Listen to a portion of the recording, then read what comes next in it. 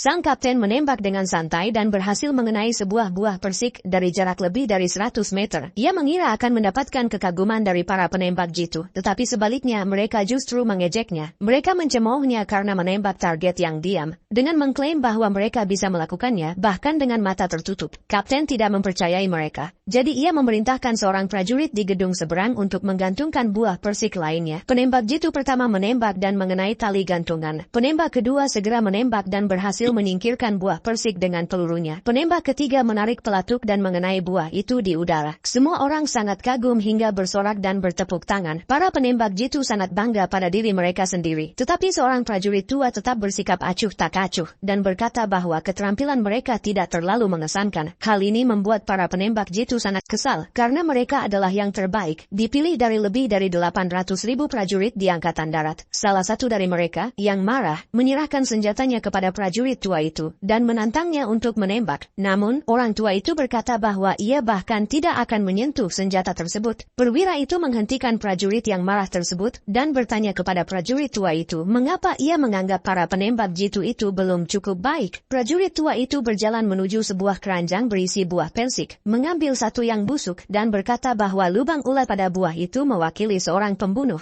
Sementara seluruh keranjang buah persik mewakili orang-orang biasa. Si pembunuh bersembunyi di antara mereka. Para penembak jitu harus menemukannya dan menyingkirkannya dalam waktu kurang dari 30 detik. Para penembak jitu mengira tugas itu akan mudah. Tetapi ketika prajurit tua itu menumpahkan seluruh isi keranjang ke tangga, mereka pun panik. Semua buah persik tampak persis sama. Bahkan ketika hanya tersisa beberapa detik, mereka masih belum menemukan buah persik yang busuk. Tiba-tiba, seorang prajurit melihat sebuah buah persik yang sebagian tersembunyi dan menyadari bahwa itu pasti yang busuk. Saat waktu hampir habis, dua dari mereka menembak, tetapi malah mengenai buah persik yang baik di kedua sisi. Tembakan terakhir menghancurkan buah persik yang busuk yang sebagian tersembunyi itu. Namun ketika waktu habis, prajurit tua itu mengeluarkan buah persik busuk yang sebenarnya dari sakunya. Ternyata ia telah menyembunyikannya sejak awal. Itu berarti si pembunuh telah lolos. Para penembak jitu telah melukai dua orang tak bersalah dan membunuh satu. Misi mereka telah gagal. Barulah saat itu para penembak jitu menyadari kesalahan mereka. Faktanya sehari sebelumnya prajurit tua itu telah membantu keamanan publik memecahkan laporan intelijen yang menyatakan bahwa sekelompok pembunuh musuh akan mencoba membunuh seorang perwira tinggi militer di stasiun kereta pada hari itu juga. Militer telah mengirim 3 penembak jitu untuk melindungi pemimpin tersebut. Ketiganya memang terampil, tetapi mereka masih jauh dari mampu menandingi kelompok pembunuh itu. Prajurit tua itu tidak ingin mereka mati sia-sia, jadi ia menggunakan keranjang buah persik untuk menguji mereka, dengan harapan mereka akan menjadi lebih berhati-hati.